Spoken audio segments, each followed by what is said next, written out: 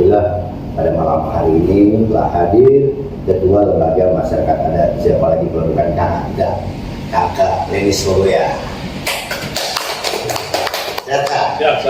Alhamdulillah. Horas. Tidak sehat ya kakaknya semuanya. Yang penting kan, iya ngomong-ngomong Kak, kemarin kita lihat di TV itu kakak lagi di Papua kan? Iya betul. Saya hampir seminggu ya. Di Papua, kemarin minggu siang saya dari Papua baru tiba. Ya. Tapi sehat semua kan berjalan. Sehat semua kakak. Pasti sehat. Kak, itu mau tanya nih Kak. Itu kata kuncinya sehat, pasti sehat terus. Pasti sehat terus. Alhamdulillah kalau begitu Kak. Iya. Kak, itu boleh nanya nggak Kak? Boleh Pak. Itu dari kemarin nanya mulu Pak ya? Oh tidak apa-apa. Justru harus banyak tanya ini lebih baik daripada kita tanya. Siap Kakak. Kakak, kita mau tanya Kakak. Mengapa LM memilih tanggal 1 untuk mendeklarasikan Papua Damai? Alasannya apa sih Kak? Baik, ini pertanyaan sangat bagus buat saya bahwa harus kita jelaskan kenapa sih LM memilih tanggal 1. Karena tidak semua orang atau dan bagi yang di pelosok itu tidak mengerti tanggal 1 itu hari apa. Nah, ini sebenarnya tanggal 1 itu ada makna yang ada sesuatu yang harus masyarakat mengerti. Tanggal 1 itu hari apa? Ada makna yang sangat penting buat sebenarnya anak bangsa. Nah, kenapa lembaga masyarakat memilih? Karena setiap tahun lembaga adat ini punya program namanya rapat khusus dan musyawarah nasional atau musyawarah besar. Nah, tanggal 1 ini kami tentukan dalam itu musyawarah karena 2 provinsi, Papua dan Papua Barat. Disatukan Disatukan. Karena rapat khusus maupun rapat musyawarah itu kita melihat ada sesuatu masalah atau harus bahas bersama, tidak boleh tersendiri. Maka ini saya undang semua tokoh-tokoh adat, tokoh perempuan, tokoh agama, lembaga masyarakat adat di Papua dan Papua Barat, 7 wilayah adat. Semua akan menuju ke Wamena tanggal 30, 28, 29, 30, 31 musyawarah. Tanggal 1 itu dibacakan hasil musyawarah keputusannya. Deklarasinya kayak. Deklarasinya. Nah, kenapa kami harus memilih tanggal 1? Latar belakangnya begini. Lembaga adat ini dibentuk wadah untuk mempersatu anak bangsa, lebih khusus di tanah Papua. Berdasarkan undang-undang khusus pasal bab 20 pasal 65 ayat 2 tentang lembaga masyarakat adat memelihara, memberi jaminan hidup kepada layak kepada masyarakat dan pemerintah dan memberikan rasa kedamaian kepada masyarakat. Itulah berdasarkan undang-undang. Jadi saya tidak bisa. Lembaga masyarakat adat itu menjalankan sesuai dengan amanat undang-undang yang dituangkan oleh pemerintah. Karena di dalam Alkitab pun mengatakan bahwa pemerintah adalah mewakili Allah.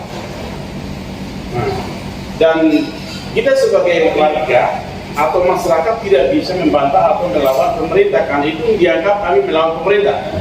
Untuk itu kami lembaga masyarakat adat tunduk apa yang dituangkan dalam undang-undang khusus pasal 65 ayat 2 tentang lembaga masyarakat adat. Di situ adalah menjamin, memelihara dan kedamaian masyarakat pada umumnya, lebih khusus lembaga masyarakat adat. Nah, di dalam hasil keputusan itu pun nanti akan merumuskan masalah-masalah yang kami lihat. Masalah-masalah yang kami lihat di situ ada sesuatu yang harus tidak beres, maka semua 2 provinsi hadir untuk bicarakan bagaimana untuk menyelesaikan atau musyawarahkan masalah apa yang dilihat di depan mata kita. Berarti kita sangat penting banget untuk musyawarah kan ya? Penting. Masalahnya ada di sini. Ada 2 masalah di sini. Masalah yang muncul sekarang adalah masalah otonomi. Undang-undang nomor 21 tahun 2001 yang baru disahkan oleh pemerintah. Nah, di mana undang-undang itu sekarang Majelis Rakyat Papua lagi sedang digugat di Mahkamah Konstitusi bahwa Majelis Rakyat Papua merasa bahwa keberatan adanya keputusan pemerintah masalah undang-undang khusus panjang, di mana ada merasa tersinggung atau merasa keberatan. Di sini ada pasalnya, pasal undang-undang pasal 20 itu menyangkut kaitan dengan menyampaikan aspirasi kepada masyarakat kepada pemerintah melalui MRP Majelis Rakyat. Artinya begini, masyarakat mengadu keberatan disampaikan kepada MRP, lalu MRP menyampaikan kepada pemerintah. Nah, pasal 76 itu menjelaskan bahwa persetujuan di situ. Apa yang baik di perdasusnya, peraturan pemerintahnya, atau gubernur, wakil gubernur, kalau sesuai dengan perlindungan orang asli Papua, maka dia setuju. Kalau tidak sesuai, maka tidak setuju. Nah, itulah namanya undang-undang. Nah, keberatan MRP di situ Majelis Rakyat Papua. Terus pasal 76 ayat 2 di situ sebenarnya ada penjelasan lebih lanjut untuk kepentingan untuk masyarakat. Contohnya, kenapa pemerintah harus memutuskan tanpa persetujuan Majelis Rakyat Papua? Karena di situ dia ada beberapa aspek. Aspek satu adalah aspek kata politik. Terus di situ ada aspek ekonomi. Oh, jalannya belum sampai di kampung, pembangunan ekonominya terbelakang. Itu pemerintah bisa ambil kebijakan. Tidak harus persetujuan. Terus kembali lagi pasal 20 tadi, menyampaikan aspirasi kepada pemerintah itu kecuali kami lembaga masyarakat merasa keberatan kepada MRP. Ini loh, kami keberatan. Jadi undang-undang ini, pasal ini kami tidak setuju. Itu baru menyampaikan aspirasi secara tertulis lembaga dan itu sampaikan kepada pemerintah bahwa ini tidak setuju dan keberatan. Kalau bisa juga digugat, bisa.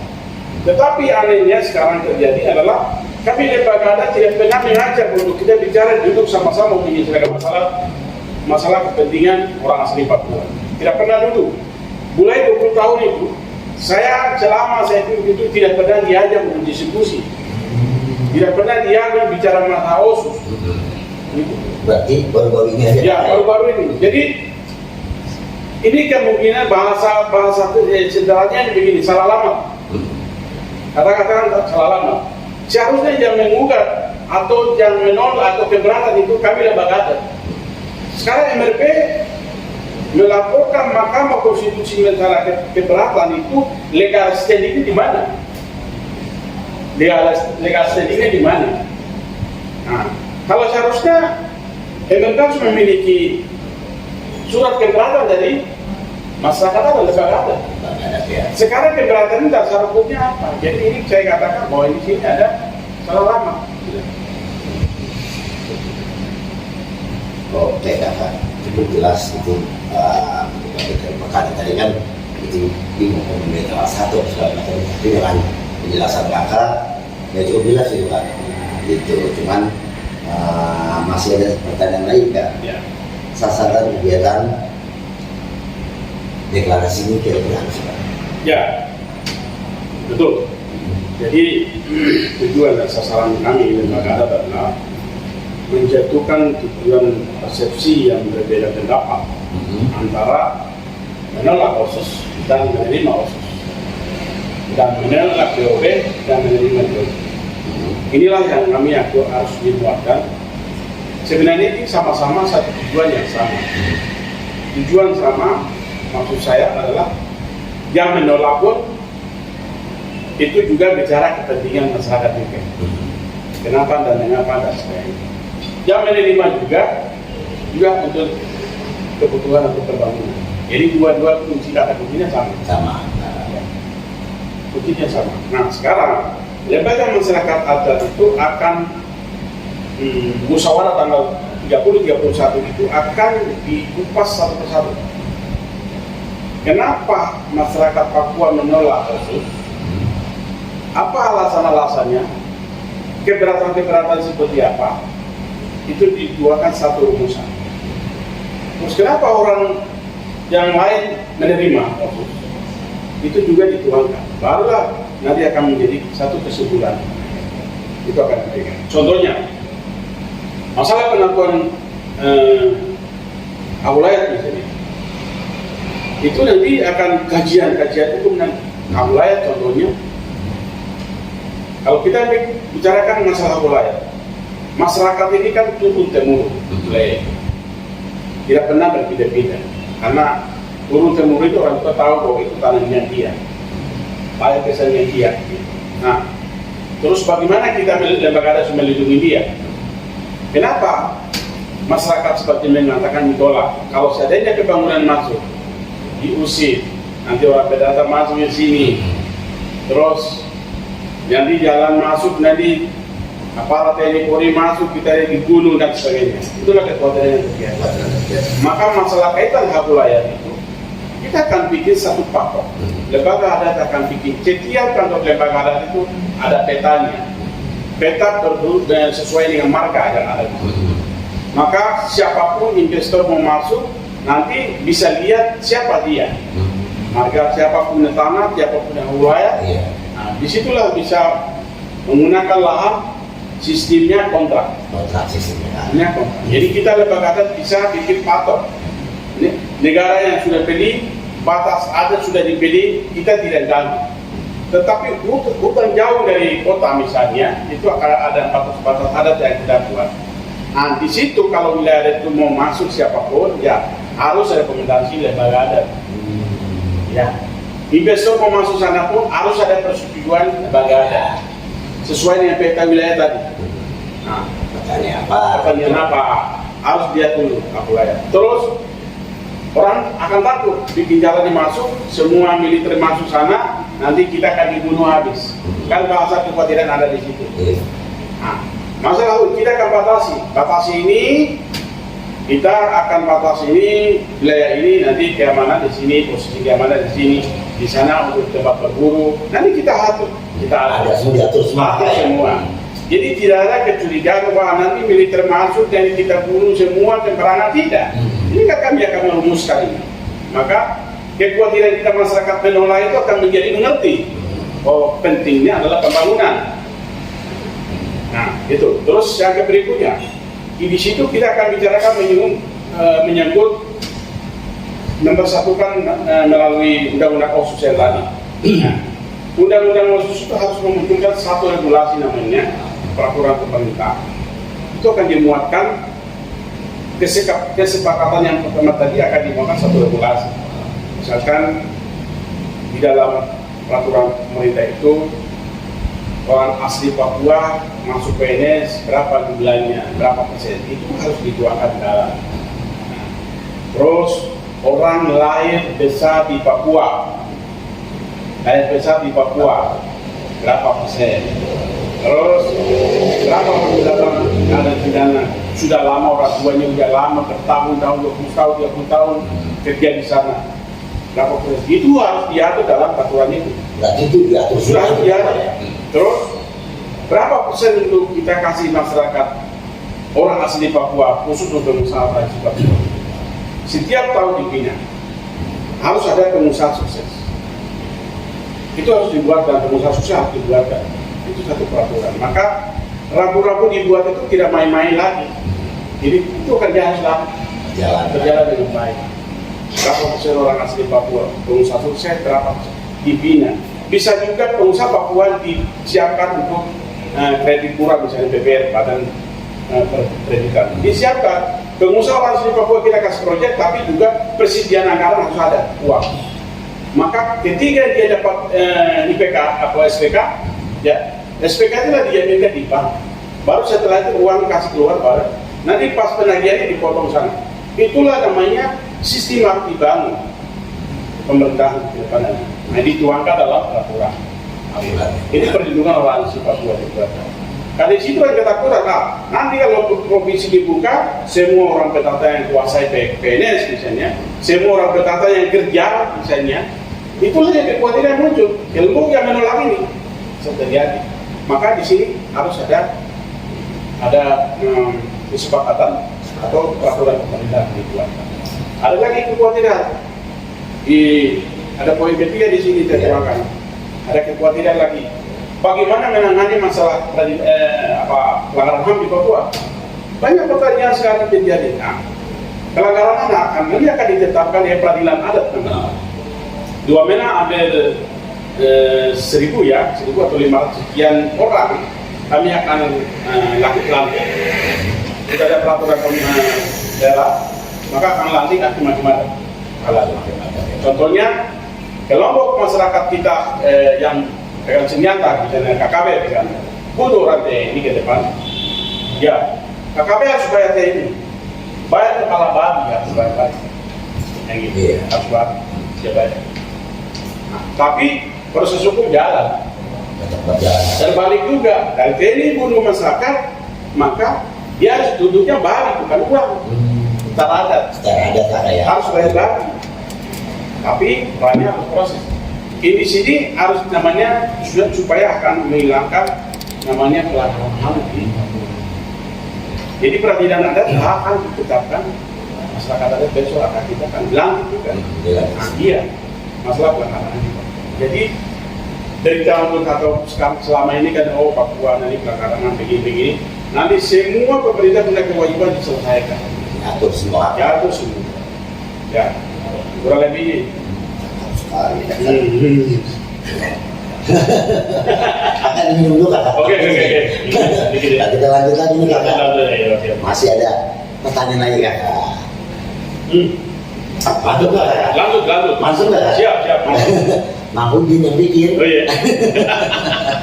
Oke kakak. Siap. Satu lagi yang saya akan tanyakan kakak. Apa yang diharapkan dari deklarasi Papua Damai ini kak? Ya betul. Ini harapan kami bahwa ketika kita sudah damai, itu akan kita terapkan bahwa program di sini program holistik dan integrasi. Itu kata kunci holistik dan integrasi. Ya. Di mana holistik integrasi? Artinya kita kerja itu sesuai dengan sasaran apa yang diinginkan oleh masyarakat.